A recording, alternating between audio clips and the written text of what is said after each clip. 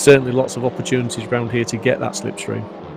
Exactly, it's another thing to be mindful of. Yeah, it's placement of the car in qualifying. There's only a minute left, so people are only going to have potentially a lap, and that is it. So yeah, placement of the car in qualifying and trying to get that draft is going to be essential. At the moment, though, Jack McIntyre is still currently on pole with a 1:55 dead. So at the moment, unless people start putting in some really, really quick lap times towards the end of this session, I think the predictions of sort of a mid to low 54, are out of the question. Yeah, it's looking that way, but I mean, again, last week we saw, the pole position was set with the first flying lap, and that was it, job done. The driver didn't improve on that throughout the qualifying session. Just forgive me, I'm struggling to remember who that was, but I know that was the fact that the pole lap was set within the first flying lap. So yeah, maybe that's it. Maybe he's done enough, and maybe there just isn't the grip out there to do that mid 54 like there was in practice. But at the end of the day, if that's good enough, it's good enough. It's pole position. Well, exactly. The pole position is pole position. I'm sure Jack is not going to grumble, considering that was pretty much the first lap time that was posted on the board. As we've got Hayden currently on your screen in 15 at the moment. Hasn't been too lucky by the looks of putting a lap in. Although this one doesn't look too bad. We've got Smith, who's currently finished. He is not going to get another lap in, as well as Hayden on your screen. He is not going to get another lap in. He goes P13, a 156.5. We've got Stansfield with a 155.2. So this thing, only 1.5 seconds, is the top 13. So this is still really anyone's race from probably the top 10, I'd say.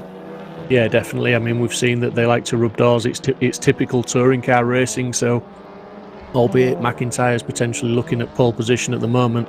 The first lap is going to be fraught with a little bit of door rubbing, I would imagine, here and there, and a little pushing and barging into the corners just to try and settle down into some sort of running order. So yeah, we could very much see the likes of Marshall in fifth, who we know usually starts pretty well, getting up into certainly the top 2 or 3 within the first few corners, because that he is a hard charger from the off. Exactly. Well, at the moment, we've got Nola currently on your screen. It looks like, I'm just looking at the timing in the bottom right-hand corner. I don't think this lap is actually going to be one that's going to be set, as he goes very, very wide, jumping over that sausage curb, upset the car a little bit. We had what you were speaking about, Steve. The car sort of jumped at the front, unsettled it, and yes, he has indeed backed out of that lap. So I'm pretty sure Nola is not going to improve. We've got Stapleford, I can't believe that, 3 thousandths behind Jack McIntyre. That's absolutely, this is going to be so close. We're just switching over to Dave Marshall, looking at the sector times. Unfortunately, doesn't look like there's going to be any improvement unless he pulls out 6 or 7 tenths out of the last sector, which as much as he is a very, very good driver, I somehow doubt the 7 tenths are going to be found in the last sector, and he has just pulling it into the pits along with everyone else. So at the moment then, Jack McIntyre with a surprising pole position, only though by 3 thousandths of a second. Yeah, for me, the surprising thing there is the fact that he hasn't broken into the 54s. He certainly is the man with the pace to do that, but he's quick enough. There, we see it on screen now. McIntyre in pole position with a 155, pretty much like you said, dead. Stapleford second, Nola third, Neil fourth, Marshall fifth, Stansfield sixth, Edmondson 7th, Smith 8th, Brennan 9th, and Butler rounding out the top 10. Thorne in 11th, Mellors 12th, Hayden 13th, O'Farrell 14th, and Sutton 15th, with Lamy 16th and Press 17th. All sort of, like you say, the top 13, I think it was roughly about 1.5 second gap. So it doesn't get a lot closer, and certainly that 3 thousandth of a second from first to second, that's as close as you pretty much can get it. I think pretty much so, yeah. I think any closer than that, they may as well start dead next to each other. This is going to be, actually, to be fair, I was thinking about it, so I'm rattling this off in my head. I reckon that Stansfield, whoever, there's sort of P2 and P3, I feel that they may try and sit behind Jack, and they may try and see how the toe is really going to affect them, because they might be, this could have a slightly bigger effect than we saw at Barcelona, where tactics is going to play slightly more into people's hands. They're going to try and wait for that move and try and wait for the pass to happen. Whereas somewhere like Catalunya, you can make the move past into turn 1, and then there's not really many long straights that you can really sort of gain an advantage until you come around to the main straight again. Here, however, you've got probably 2, or maybe even 3 straights. The straights are so long that I reckon people are going to start to sit behind each other and try and play the play the toe to their advantage.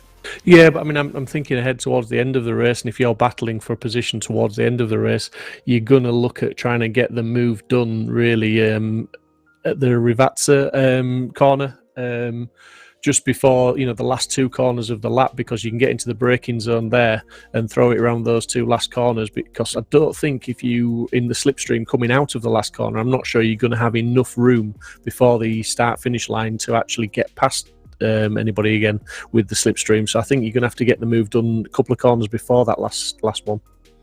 Very, very true. Also, to be fair, I am forgetting they have push to passes. Every driver starts with the same amount of push to passes. You can use them as and when you see fit.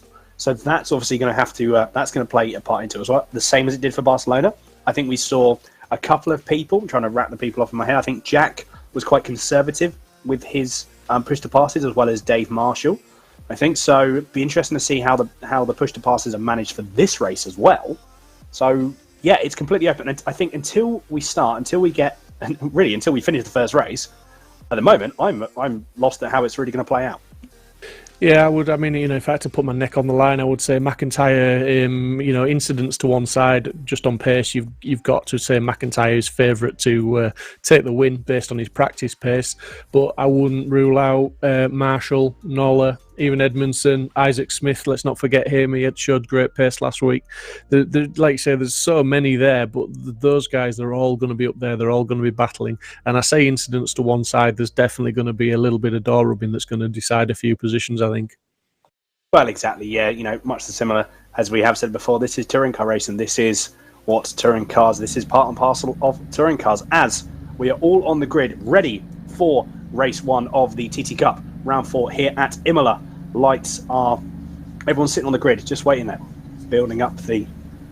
Oh, I'd say we've just been told by race car we have just got a minute left, so we're going to go back to a nice picturesque view of Imola there. So, Steve, before we get ahead, anything else you sort of want to put? Anything else you want to, maybe even sort of like, what are your thoughts? What's your real sort of gut feeling that's going to happen for the first race? Well, just going a step back from that, we obviously saw the cars lining up on the grid there, and just to mention to everybody, these Audis have got what you call a DSG gearbox in, so there's no clutch on them. So basically the drivers sit there on the line, they will hold the revs at where they think is the best revs, and then when the lights go green, that's when they bang it into the gear. That's the control they've got. Literally, they click it into gear. There's no clutch to play with, there's no bite point, and they've got to get those revs just right. A few of the drivers have got different opinions as to where those revs are, because obviously you don't want loads of wheel spin, you don't want the car to bog down, so there's a definite technique to getting those cars off the line. So that, as we've seen in the previous rounds, as I said, Dave Marshall is always a very quick starter, and he always seems to manage to make an overtake before the first corner, so there's people like him to watch.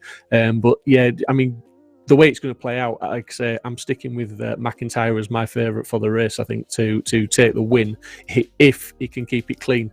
Again, in previous rounds, we've seen quite often the guy who gets away into the first corner can quite often pull a little bit of a gap on the rest of the field as they battle it out. So it'll be interesting to see if Jack McIntyre can do that, because if he does, he's definitely got the pace to run away with it.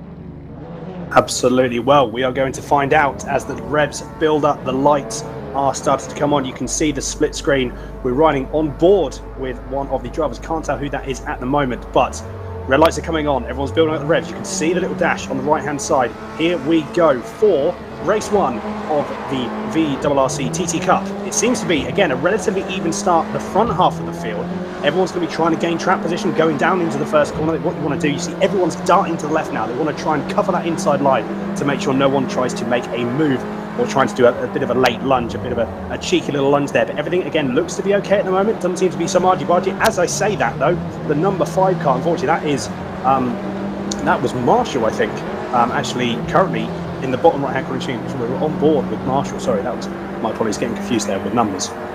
So we've got, that was Rich Hayden, I believe, in the top left screen that you see there, but still on board with Dave Marshall in the bottom right-hand corner of the screen. We've got Dave now currently sitting on the screen now in the blue and white car. Seems to be a pretty even start at the front, as we see. We've got a move up the inside there. That was, I believe, Smith making the move on Marshall. A couple of people running wide down into the to double left-hander right at the bottom of the circuit. Again, seems to be really, at the moment, okay. However, we have seen, though, and I've just looked at the timings, that Stapleford is now running away with it. He's already 6 tenths ahead of Nola. Jack McIntyre has dropped down 2 positions. He's currently running in 3rd.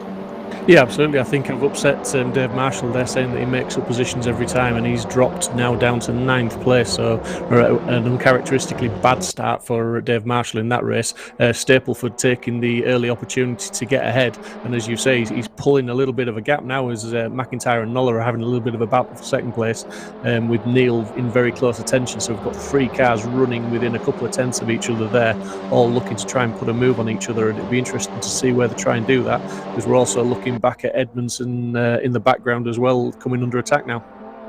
Exactly, yeah. So this is pretty big bad. As we see, that was a very, very late lunge there. I'm just trying to see who that was. It was the green and yellow car, green and white car there. Trying to think who that was. I can't quite see the number, but we've got Stapleford still in the lead. He's pulled a second out of Nolla in the first lap. 30 minutes to go plus an extra lap. Still riding currently on your screen, on the main screen now, is Neil. He's 5 tenths behind McIntyre. So not too sure what is going to happen here, but McIntyre is going to try and go round the inside into the first. He's very, very late on the brakes. Seems to have got the move done. However, is Nolla going to try and make that cutback? He doesn't seem to do it. This could be potentially Nolla just letting him by at this point, trying to see if he can actually, and if McIntyre can pull Nolla along so they can both catch up to Stapleford. So in terms of a strategy point of view, Nolla may be letting Jack try and pull away and almost catch up to Stapleford, and hopefully what they're going to do is slow each other down so that Nolla can then catch up to the pair of them. We're just on board with Stansfield at the moment, just trying to get that car turned in. A little bit of contact, look at that slight, ever so a bit more contact there as well. So it's Stanfield and Neil. This is actually, to be fair, this is going to be an interesting battle. They may go side by side going into the really, really fast left-hander towards the middle of the track. It seems that Stansfield got the move done, so he's now moved up into P4. There's a lot of action going on here. It's pretty much similar to Barcelona. Yeah, absolutely. Just going back to that McIntyre move on the brakes, that was an absolutely awesome demonstration of how to brake late. As we've just seen Neil getting attacked by Smith, and both running very, very wide there. Smith was forced Neil wide, to be fair, but Smith's got that job done, and he's going to protect that position into the chicane now, as they were side by side, but he's got that move completed and got the position. But everybody's in such close attention at the moment. You've just not got enough eyes to watch all the battles as it is. Exactly, that's the problem. You need eyes in the back of your head to try and watch all the action that's going on. So we're going based off of what we're seeing on the live timings, and obviously what we're seeing on the screen as well. Still, currently on your main screen is Neil. We've got ahead, looking at the top right-hand corner of your screen. This is pretty much exactly what I thought that Nolla was going to be trying to do. He's let Jack go. He's let the move happen. He's not fought the move too much going into the hairpin. And as you say, that was a cracking setup for Jack there. But I think what's going to happen is Jack's going to try and catch up. Well, he's already caught up to the back of Stapleford. Going to try and do a carbon copy of what he did to Nolla. Has a bit of a look. Almost tries to make that move. It was a bit of a 50-50 move there. I don't think he was quite sure if he wanted to make that move stick or not. This is exactly what Nolla wants. This is playing really, really well into Jack's hands here, because he's allowing McIntyre and Stapleford to pull themselves closer together, so they're going to fight more. Ultimately, as what we can see again in the top rank on the screen, is Jack makes an absolutely insane lunge going into the bottom double left-hander. That was an insane move. Fair play to Jack there as he takes the lead.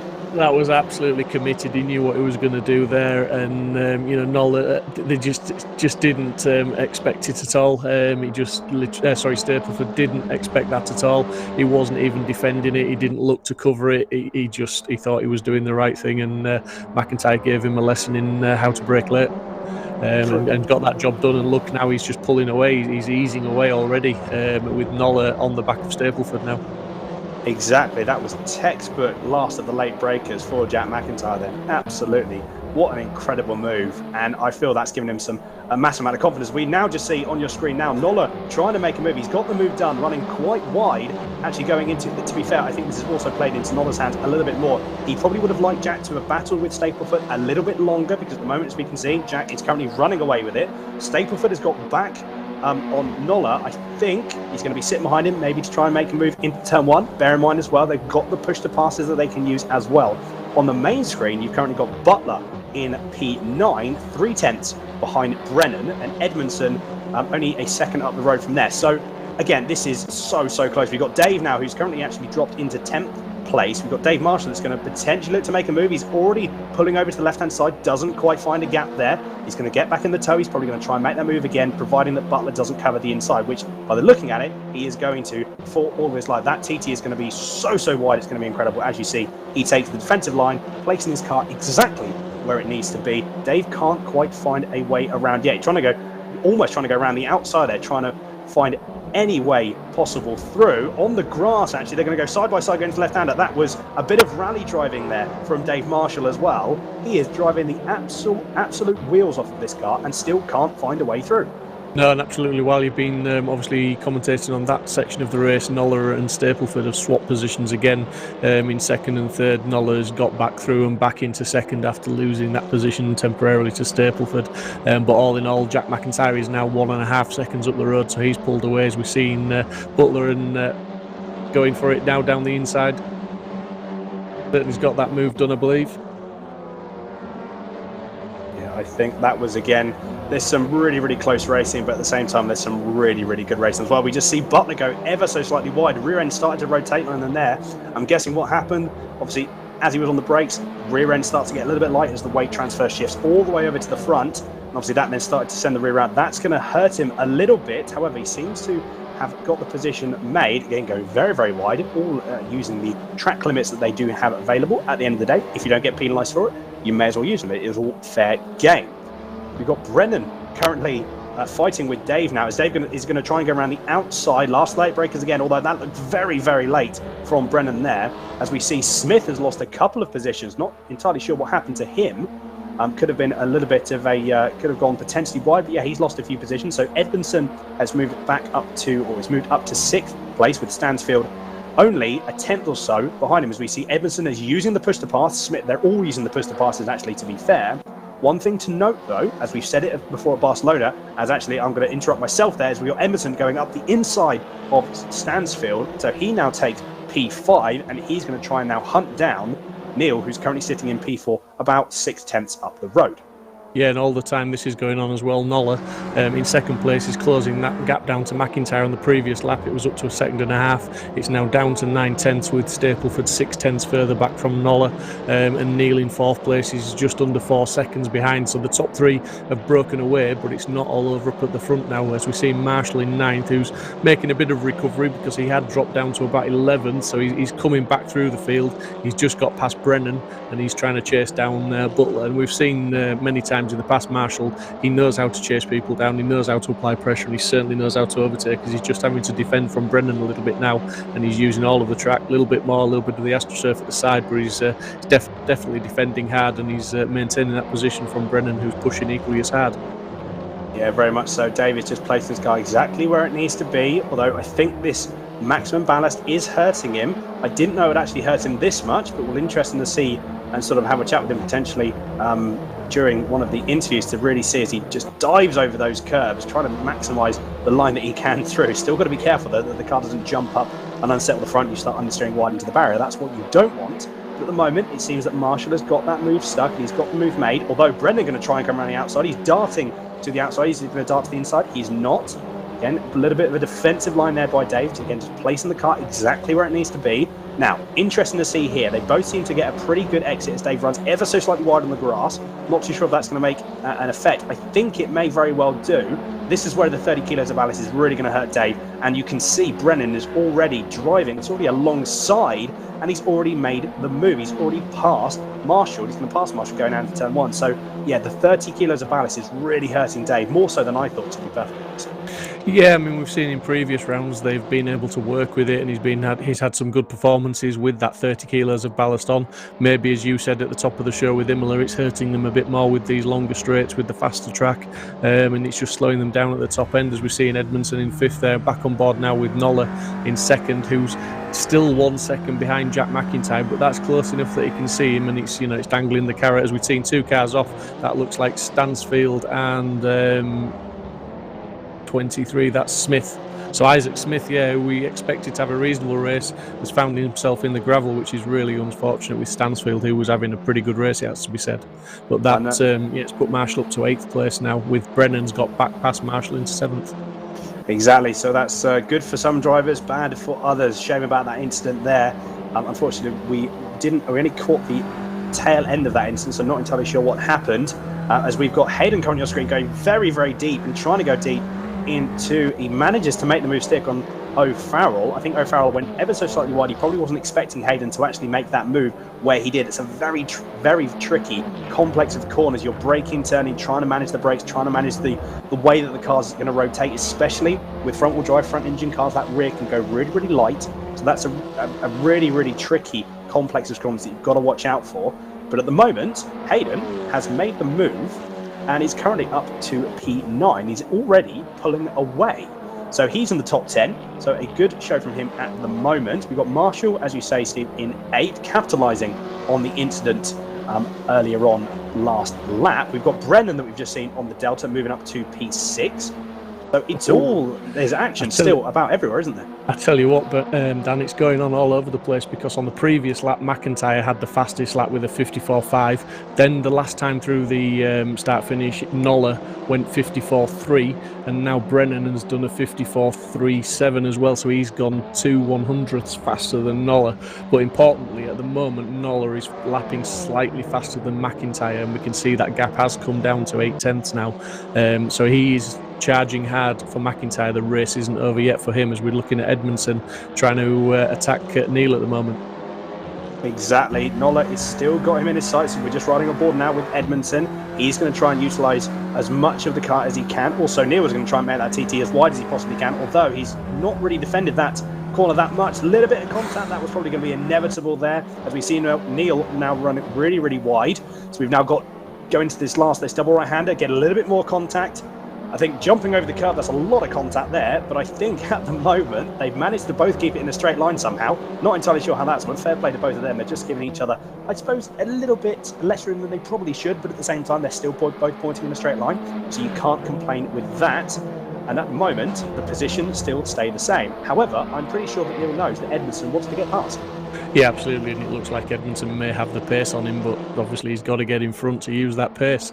And the pace is so close, he's finding it difficult, but he's certainly looking at all sides at the moment. He's got the inside now, and he's definitely got that move done, as long as Neil comes back at him on the brakes, though, through the midway point of the corner, and manages to get back in front. Very frustrating, I would imagine, for Edmondson. He'll be thinking he pretty much all but had that job done then. He's very tight in the slipstream now, and he's going to try and, I would imagine, look to do it in the pass again as they come back into another braking zone. Very much so. A textbook switchback from Neil there, capitalising, not getting too caught up in what Edmondson was doing, and really used it to his advantage. But Edmondson now trying to make the move, going down into the first chicane. Seems to have done it, although Neil's still trying to have a sniff around the outside. Doesn't quite work out, so Edmondson now makes the move stick. What he's got to do now is pull away, let Brennan now battle with Neil, who's right on the back. This is going to be a three-way battle, currently for 4th place, and at the moment it's looking very, very close. I feel that we've got 46 seconds left, so there's going to be one more lap after this if my calculations, my maths are correct.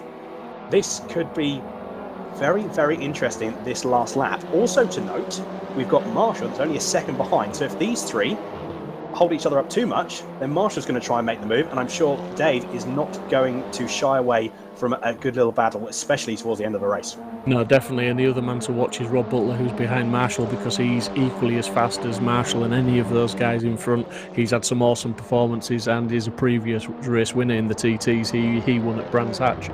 So yeah, definitely quick in the car. So someone's running really wide there. Wasn't quite sure who that was, but just rejoining up ahead there, we see was that Neil that ran really wide.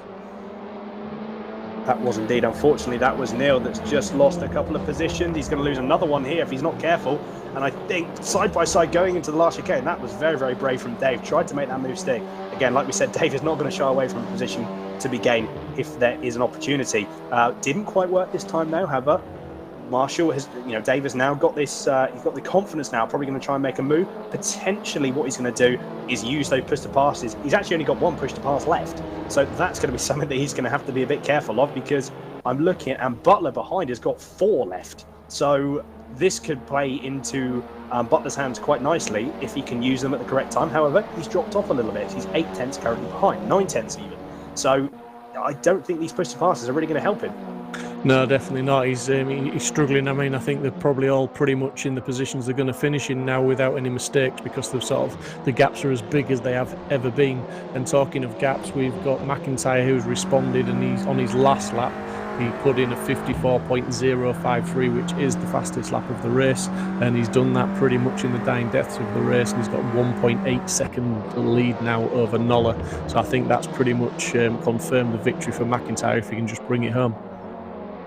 Exactly. Well, I tell you what a stellar drive from McIntyre.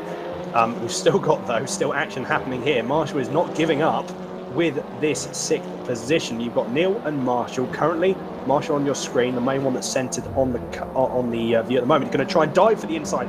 Has a bit of a look. Doesn't actually make the move stick. He's really trying to put Neil in a position where he's got to try and take that defensive line. What you may find is Marshall may try and do the cutback. If Neil's now probably or potentially going to go defensive into this last half of the lap, he might try and go a little bit more defensive. Marshall's maybe pushing him into a mistake. Not entirely sure yet, as we've got Jack in the top right-hand corner of your screen, 1.5 seconds ahead of Jack Nola. 2 more corners left, and then Jack takes the race 1 victory. Again, stellar performance from him, very much so. I think Marshall has dropped off a little bit too much, though, unless he tries to make an absolute banzai move up the inside of the last 2 corners. I feel that this is going to be where everyone stays, unless Neil makes a mistake. He's very close. Unfortunately, Dave has not got any push to passes left. Unfortunately for Neil, he has 1 more left, which he is using now. That was inevitable, and I feel that is the positions coming through. So Jack takes the win ahead of Nola, with Stapleford rounding out the podium. Edmondson 4th, Brennan 5th, Neil 6th, and Dave Marshall salvaging some points there, coming home in P7, with Hayden just behind in P8. Yeah, I mean, I mentioned McIntyre. I called him at the beginning of the race there and said I thought he was favourite to win that. Obviously, Stapleford got his nose out at the beginning and stretched a little bit of a gap, but McIntyre got back at him, and once he got back in front, he was never really challenged again. The surprise for me there was maybe a little bit Marshall, maybe unfair. Maybe I'm being unfair. He's got that 30 kilos of ballast, but I did expect him maybe to be in the top sort of 4, maybe top 5. But he had a really bad start, which is not usual for Dave, it has to be said. But yeah, fantastic racing, didn't disappoint, and that set us up for a good race in race 2 here at Imola. Very much so. Race 2 is going to be, if race 2 is even half as action-packed as race 1, that's going to be absolutely fantastic to commentate. And that 50 minutes went by so quick. And we have on your screen now the full race classification. So we've got McIntyre, Nola and Stapleford rounding out the podiums. We've got Brennan in 4th, Neil 5th, Hayden 6th, Marshall 7th, Edmondson 8th, Smith 9th, and Butler rounding out the top 10. In P11, we've got Mellors, 12, O'Farrell, Stansfield, Thorne, Sutton, Laramie, and Press rounding out the back of the grid. I'm excited for race 2. I'm sure, Steve, you're going to be excited for race 2 as well, aren't we? Absolutely, yeah, can't wait. I think we've got some interviews waiting in the interview room. I think Robbie Stapleford's in there waiting for a chat at the moment. If you want to nip down, Dan, and have a chat with him. Yeah, no problem at all. I will nip down there now.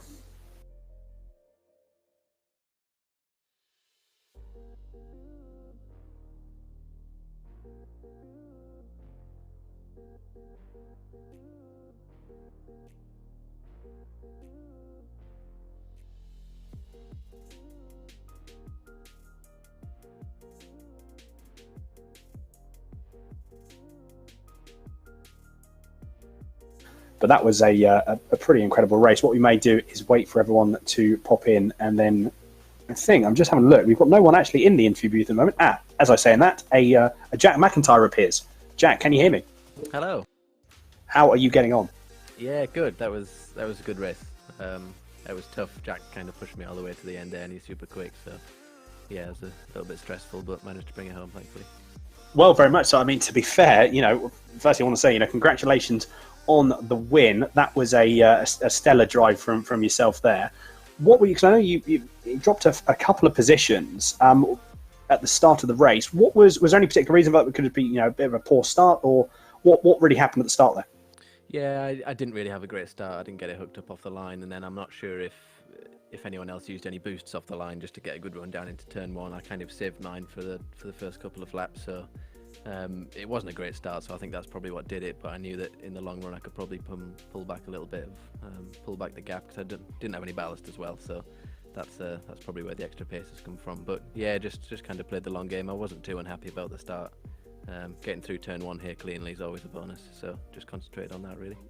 Exactly, yeah. Getting through turn 1 is always going to be that positive. It gives you a bit more confidence as well to know you can push. But I think as well, me and Steve were saying on the when we were commentating, some 2 mega late lunges going through. They were some incredible moves there. Was it calculated, or was it just like, there's a gap, I'll go for it? How did they play out in your head? A little bit of both, really. I knew I wanted to get ahead early on, because with the ballast-free car, I thought I could drive off a little bit into the distance. So I needed to make some moves, but it was just kind of opportunistic, really. I saw the guys weren't really defending too hard, so I know they're both really respectful racers as well, so I knew I could make a move like that without too much danger. So yeah, just went for it and it came off. Absolutely, no, great stuff indeed. Really, really good stuff. I believe we've got Stephen here as well. Steve, anything to say to ask Jack? No, absolutely awesome performance, and as you pointed out there, some great sort of braking manoeuvres there, and great respect from all the lads on the grid. Just interesting, we were talking about how difficult it can be to get these cars hooked up from the start, Jack. So is there will you be doing something slightly different? Will it be different rev range for the second race? Or all the other guys, as I can confirm, do use push to pass pretty much from the line. So do you think you'll be pressing that button and using some of that extra power on the start? Probably not. Hopefully I'll get it hooked up a little bit better. I think I put a little bit too little revs into it, and then realised, and then put too much into it, so it was a pretty awful start. So I'll just try and balance it out next time, and I think playing the long game again is probably the best strategy around here. It's a tough track to go fast around for the full race. I made a few mistakes in that race and dropped back a bit, so I think the start, especially starting down from 12th, or where the reverse grid starts, I don't think there's too much benefit in trying to go through it through turn 1. So yeah, I played a long game again, try and make up the time in the race. A great drive, Jack, and it was great to watch, and we're looking forward to the second race, buddy, so good luck for that. Cheers, chaps. Thank you. Thank you. But yeah, Jack McIntyre, pretty much as you would expect, very happy with the win in race 1. He will be starting a lot further down the grid this time. We reversed the top 12, so he'll be in 12th position for the start of this race. So he's going to have a little bit more work to do, and it maybe won't be quite so easy if indeed that win was easy. Well, I think, Jack was saying that Jack Noller pushed him all the way there. To be fair, I think Jack managed it really, really well. I think there was probably, if he'd have really wanted to, I'm sure there was a bit more pace that Jack could have used if he thought that Jack was catching him. And to be fair, towards the latter half of the race, he did start to pull a little bit of a gap there. So there's a lot of pace in that car for Jack McIntyre there. But the race 1 aside, now we've got to work out and see and try and commentate on the amount of action that we had in race 1, trying to commentate on it all over again for race 2. Everyone's on the grid now. Tensions are starting to build.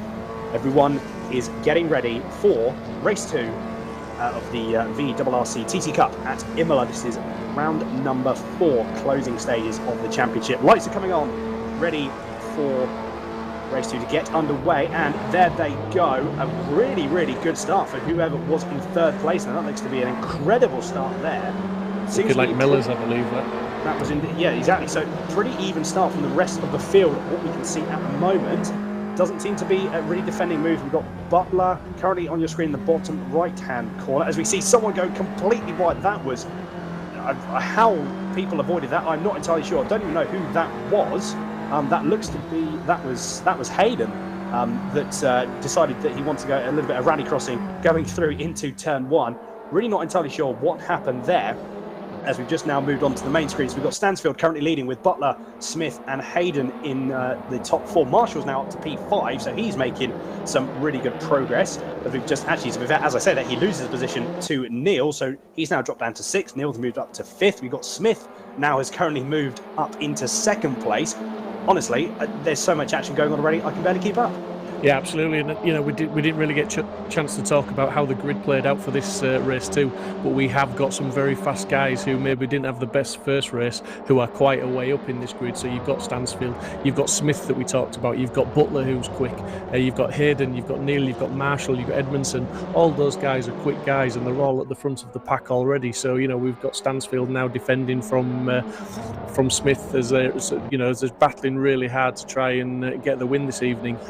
We're looking at Brennan at the moment, who's battling hard in the mid-pack, trying to catch up with Neil, and he's got Edmondson trying to catch up with him.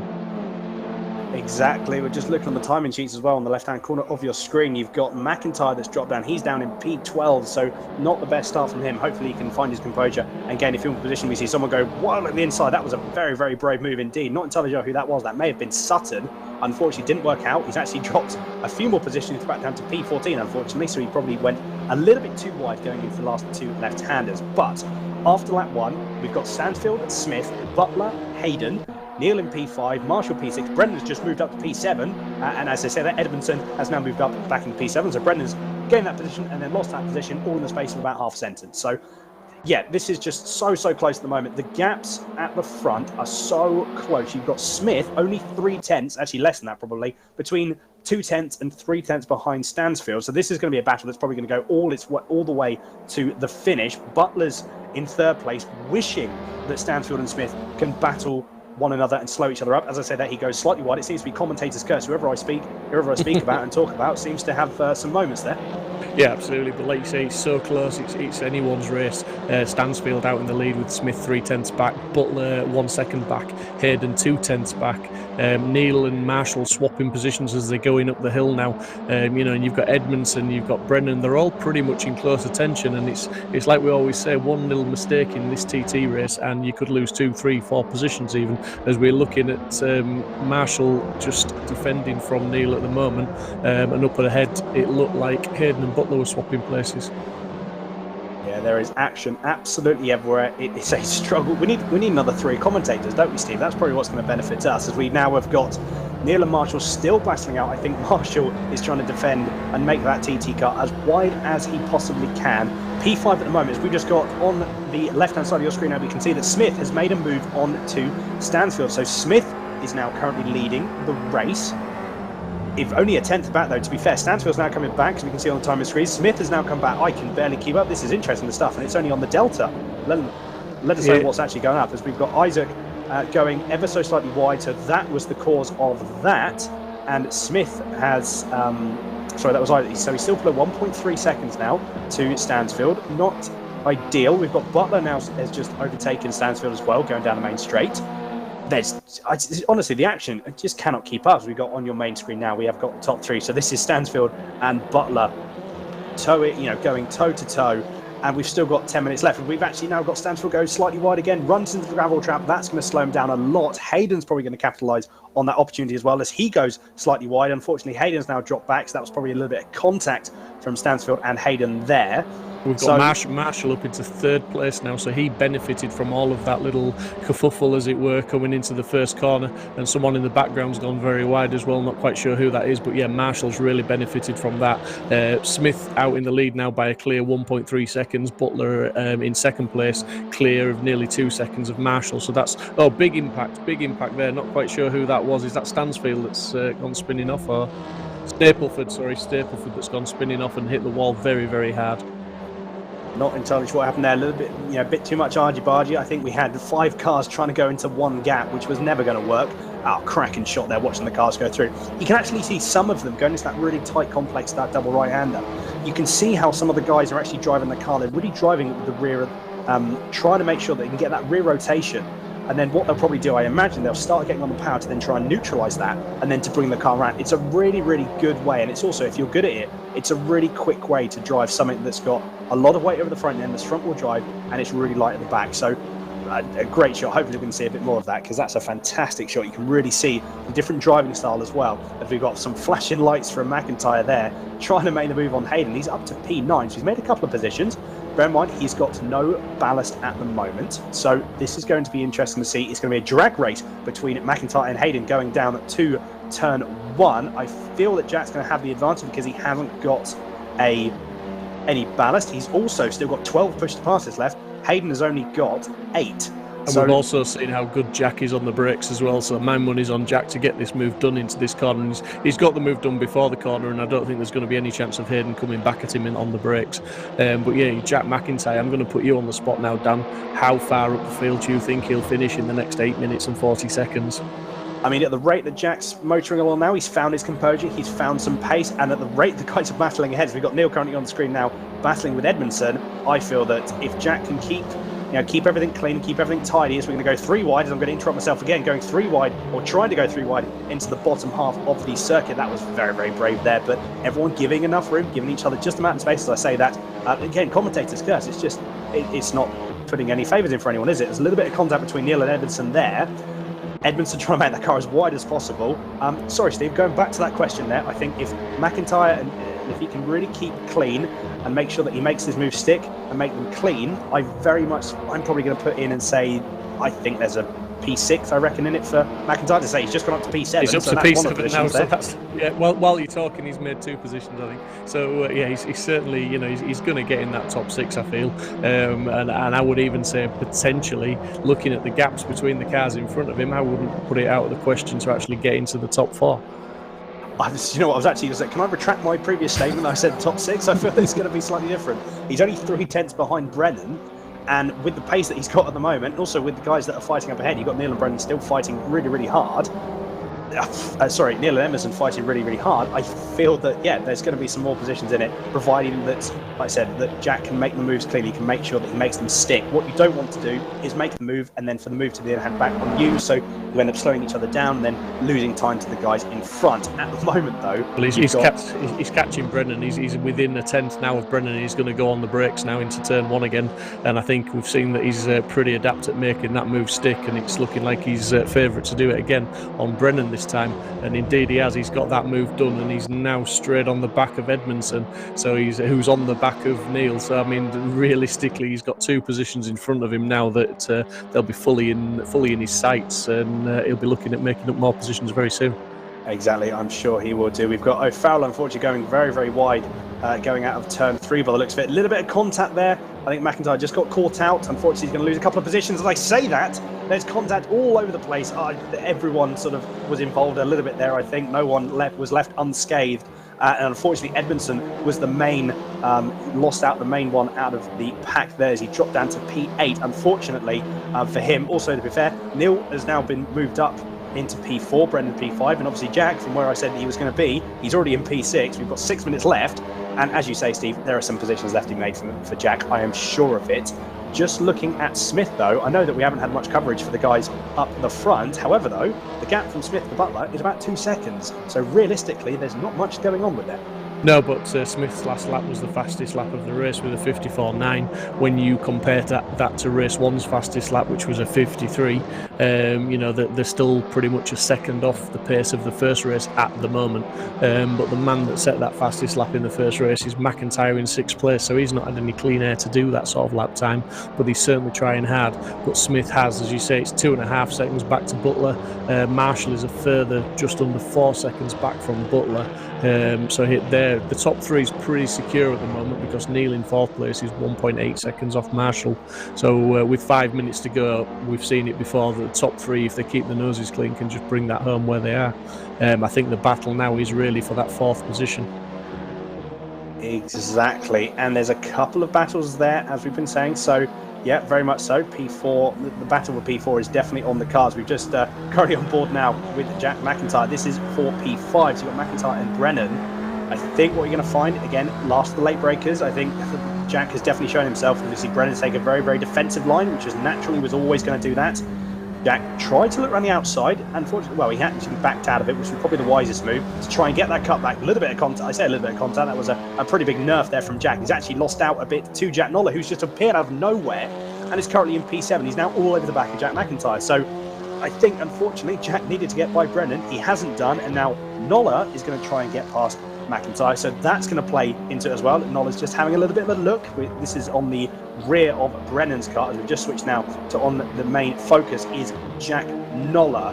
Not too sure how it's going to play out for him. He might try and wait, or he might try and make that move past and try and catch up to Neil. Not entirely sure. I think with the pace that Jack has got, I feel that it's something he's going to want to try and get past both McIntyre and Brennan really, really quickly and try and capitalise on any pace that he has got for the remainder 3 minutes and 50 seconds of this race. Yeah, I mean, let's not forget Nola's got a little bit of ballast on there. Nola's carrying around 24 kilos, so, and as McIntyre mentioned in the interview, he's got no ballast whatsoever. So potentially defending against Nola may be a little bit easier for McIntyre. But he's certainly still looking forward, I think, to put a move on Brennan, and he's so much better on the brakes. We can see in the braking zones, McIntyre does really, really close up, and that's what caused that bit of contact on the previous lap, because he just got so much faster run through the chicane, and just unfortunately Brennan didn't quite manage to carry enough speed, and that just caused the contact. But it's not over. McIntyre's closing the gap down again. He's making up the difference, and Nola, I think, he's keeping up with them, but he's not keeping up with him easily. You have to say he's working hard to be there.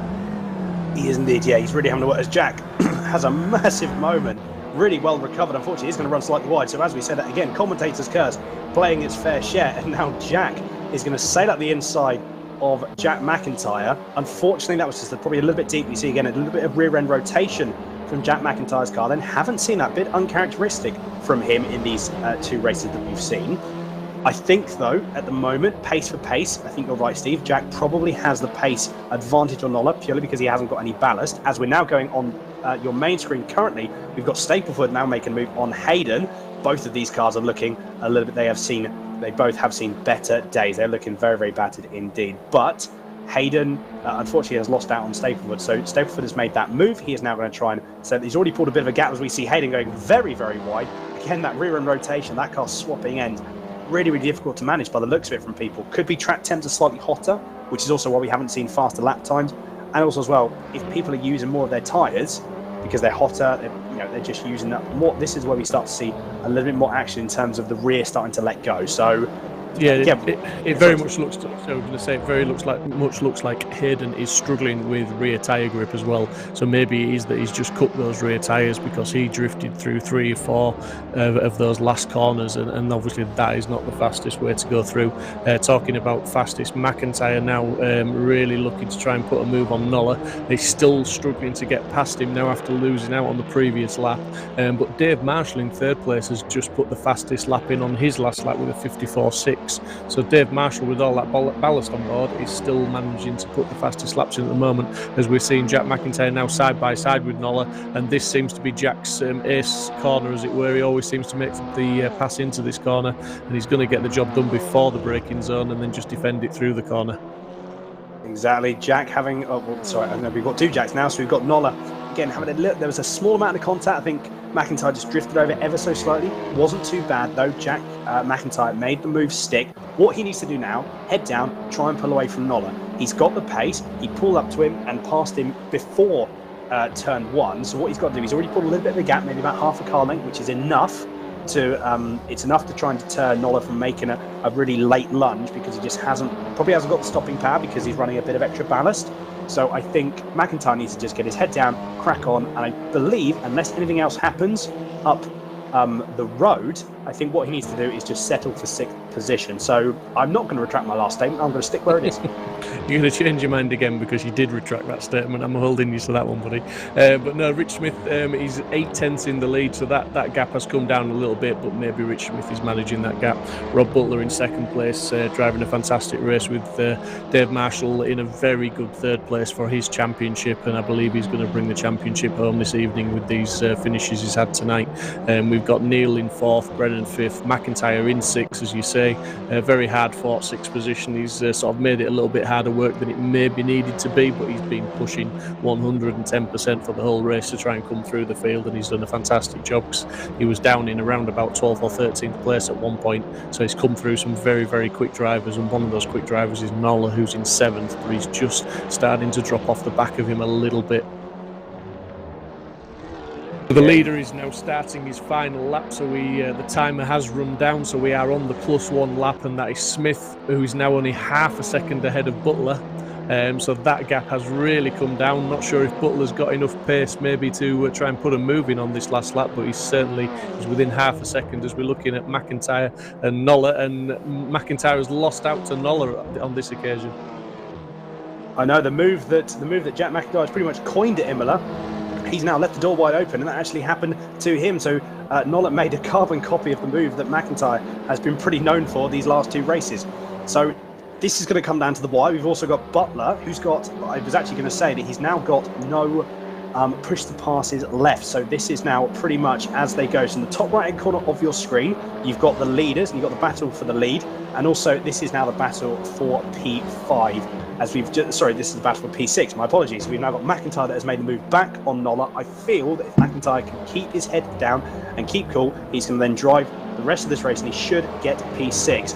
I think, though, Smith has just pulled enough of a gap to Butler. The gap's half a second. So, again, unless there's a mistake by Smith, I feel he is going to take the checkered flag here for race 2. And still wants to play for that. Importantly, McIntyre has still got 2 push to passes left, so obviously coming out of the last corner, he's going to be able to activate that push to pass and get that extra drive out the corner and to hopefully keep Nola at bay. So yeah, fantastic tactical race. As we're looking at Smith in the top of your screen now, it's looking like very much he's going to bring it home for the win in race 2.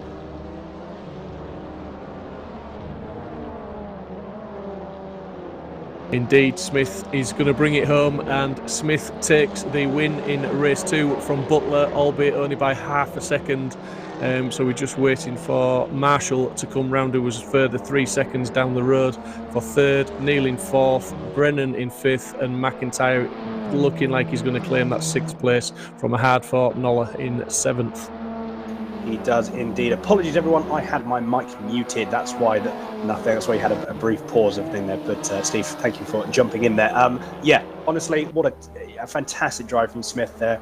I think we've definitely seen the pace that man does have. This is the pace that I've seen him. Obviously, the first round that I was in, I only saw him when he was on a completely alien rig. He was on a screen. He wasn't in VR. And this has just been a very, very commanding race from him. Got a little bit sketchy towards the end, I will admit. However, Smith sort of kept his composure and carried on. So, yeah, fantastic drive from everyone. Again, a little bit of contact. Again, as we said, that is touring cars. That's what they are like. Probably a little bit too much contact and a few incidents. But all in all, again, Steve, and I'm sure you will agree, 2 races, absolutely fantastic racing throughout the field. Yeah, we've just seen what the TT Cup does round after round. It's been an absolute pleasure to commentate on for the 8 races, 4-round championship.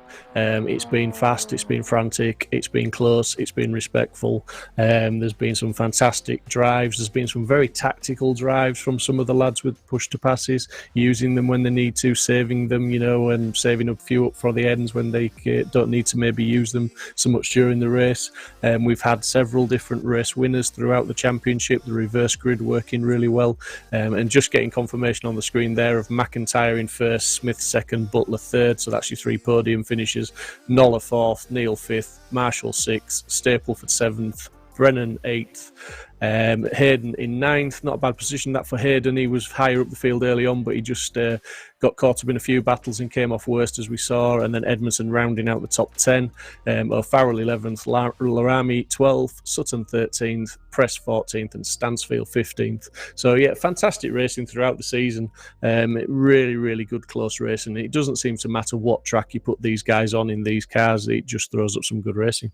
It does indeed. I'm actually just looking at I believe that the standings that you can see on the screen, they're currently not reflecting of the race 2 because McIntyre was 6th as opposed to Absolutely, 1st. Yeah. Well spotted. That's right. Yeah, not entirely sure. We may get an updated one in a second. But yeah, no, honestly, what a round! Like I said, I was only there for 2 of the. I was only commentating on for 2 of the rounds, and honestly, there is some more action in one, let alone 2 rounds of the championship that we've seen in sometimes a whole season of others. So yeah, it's been absolutely incredible racing. To be honest, one of my personal favourites in terms of how the racing has been. In really short races, the sprint races always add a little bit of. They just add more racing. It's just in most scenarios, not all scenarios, but in most scenarios, there's just better racing in sprint racing because everyone has to try and gain the position at that exact moment in time. There is no sort of thinking about it, or there's very little thinking about it. You have to just be quick on the podium and then off you go. So, yeah, no, honestly, that's been some amazing racing, and it's been a really, really, a massive pleasure to commentate on. Yeah, there's no time to relax, is there? You can't sit back and you can't be too tactical. You've literally just got to push from the lights out to the flag. You can't rest, and as much as you want to be tactical, you've just got to get past that car in front. Exactly. Yeah. You've got to be so on the ball. And as we have said from Jack, obviously from McIntyre's perspective, he was last of the late breakers. He was the Ricardo of this round in terms of late braking. However, he still left the door open. I don't think he was expecting Ola to come through on the last lap. So, I think again, you can never be too careful, especially with sprint races and especially a track like Imola, where you've got really heavy braking zones. If you can get that car stuck, you just, as you say, Steve, you just haven't got room to breathe. No, and also, we've got such a high level of real world and sim drivers on this grid that when you're starting off in P12 on the reverse grid, as McIntyre was, there's not really many, if any, easy overtakes in the cars in front of you. Everyone is going to battle you very hard for that position. So, you've got to be pretty special to try and get from the 12th up, as high up as you can. And, Jack made it a little bit hard for himself towards the end of the race, but he did very well to get to where he did. Yes, very much so. We've just been told as well that we do have a few people that we are going to be interviewing. So, Steve, shall we jump over? Yeah, let's go see who's available for a chat. Good stuff. We'll be back in a second.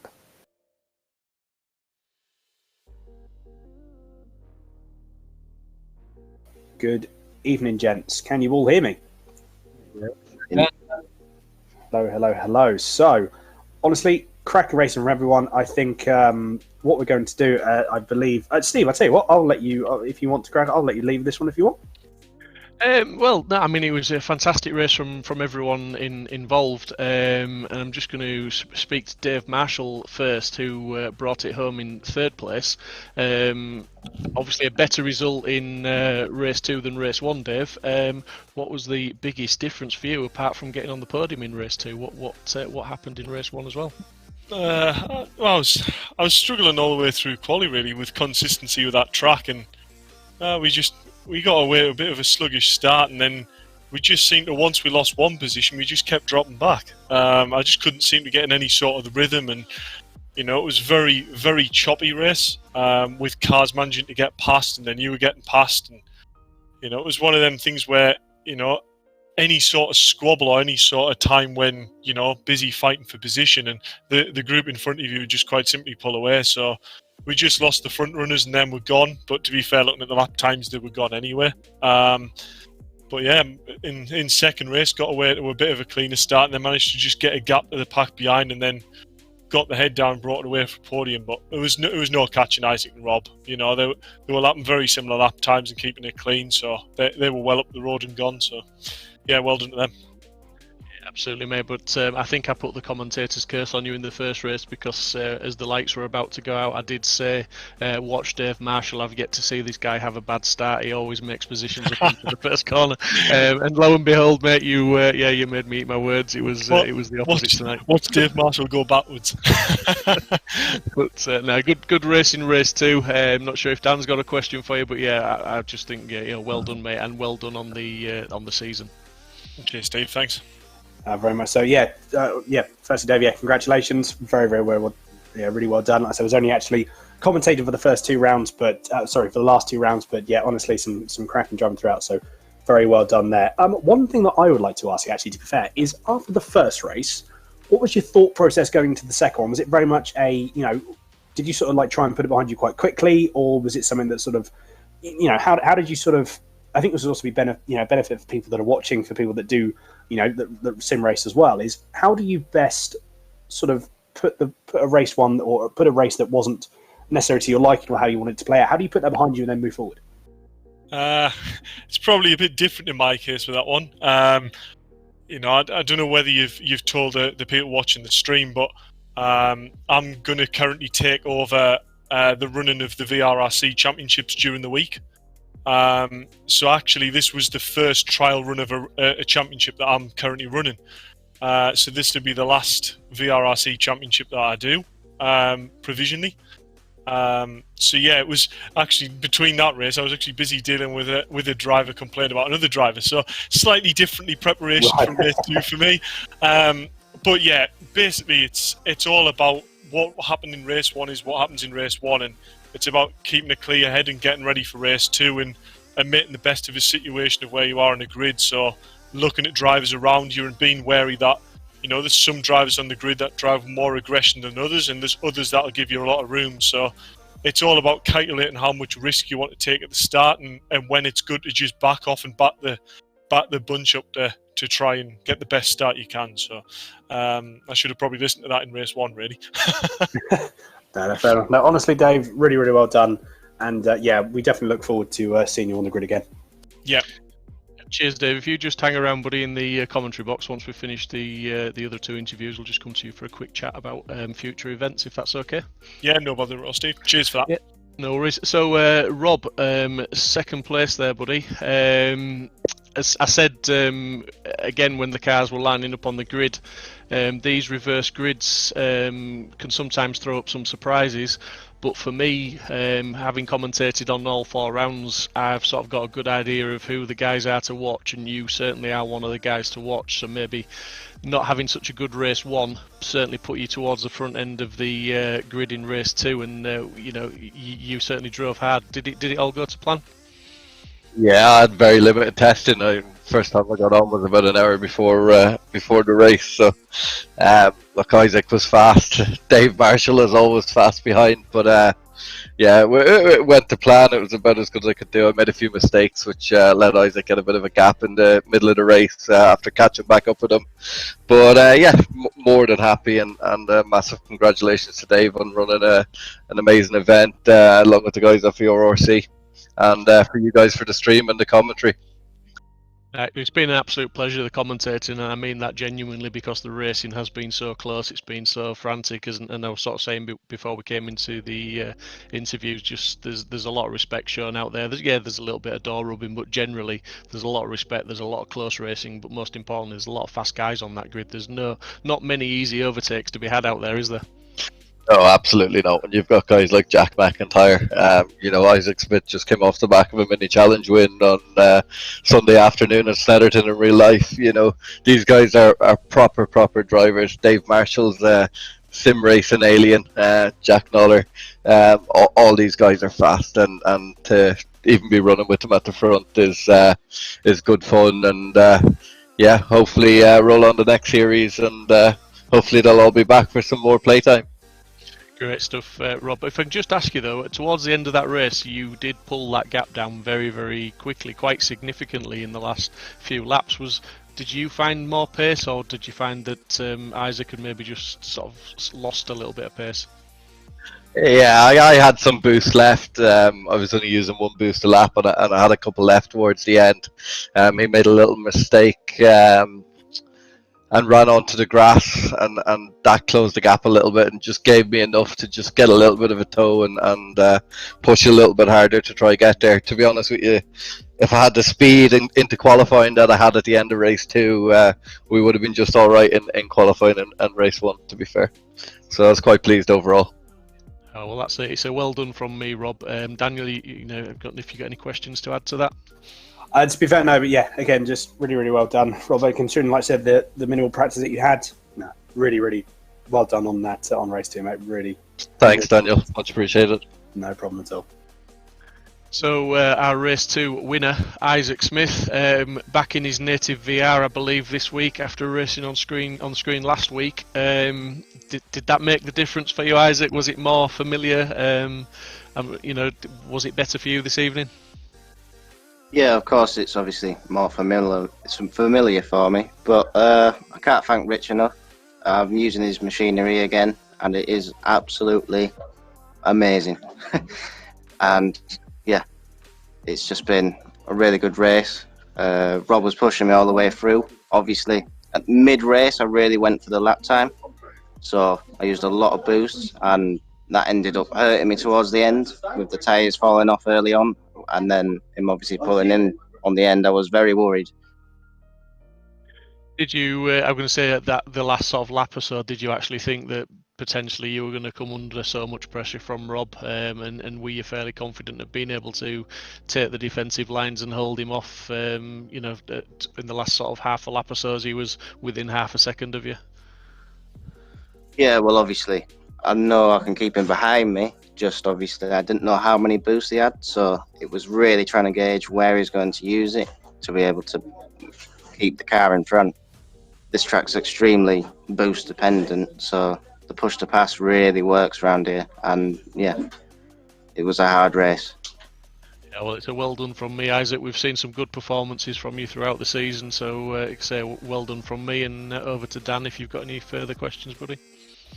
Well, again, I think Steve, you sort of mentioned everything I was going to say.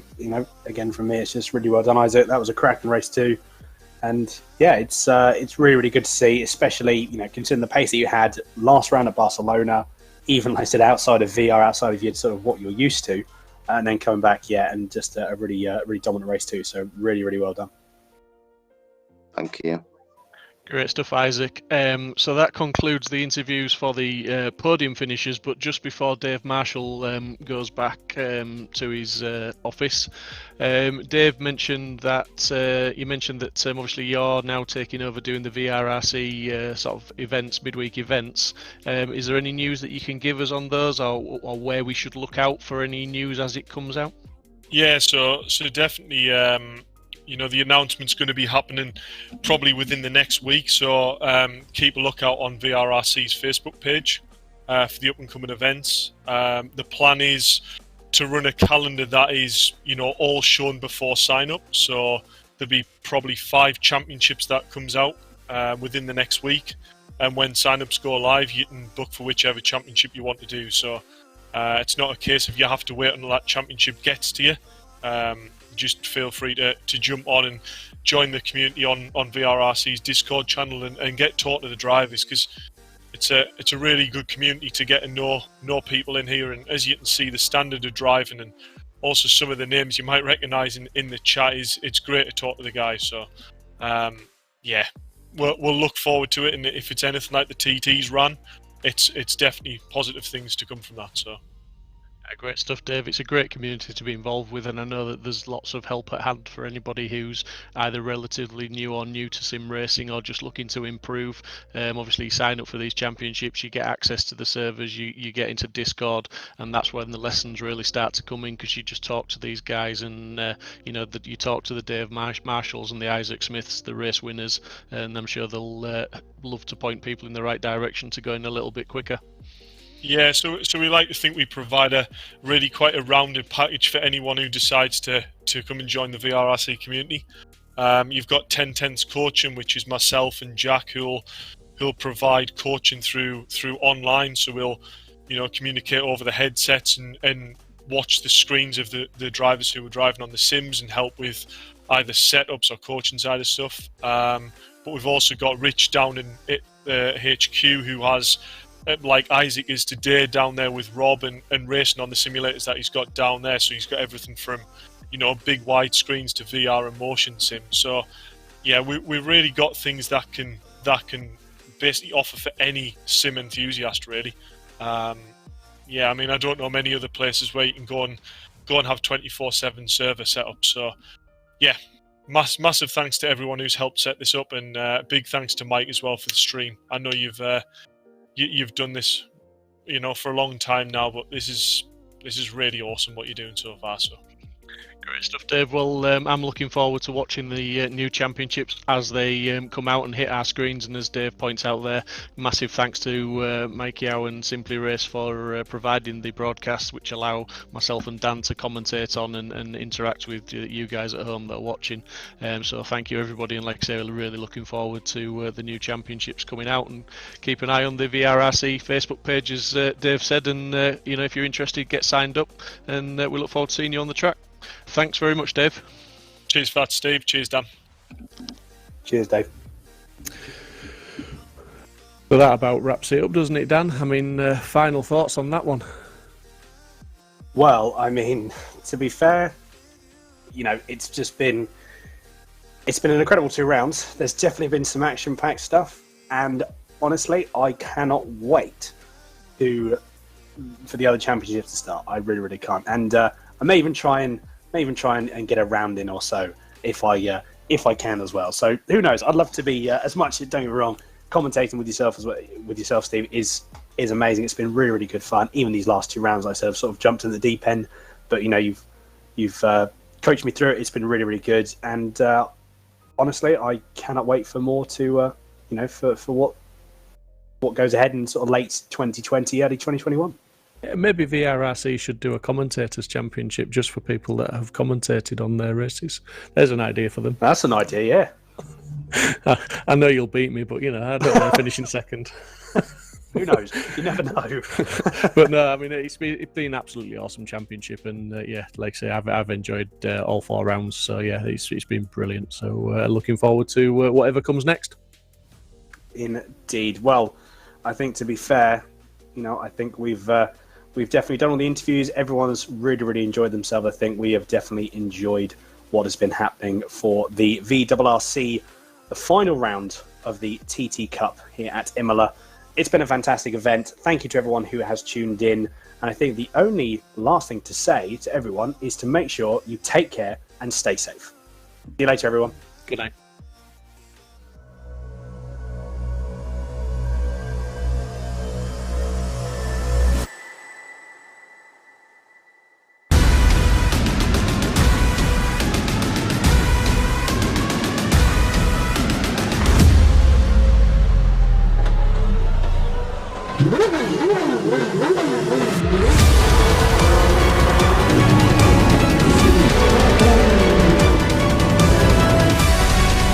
Between the two of them, the inside of Coates. Parker gets too heavily involved. And that's Whitehead and Coates.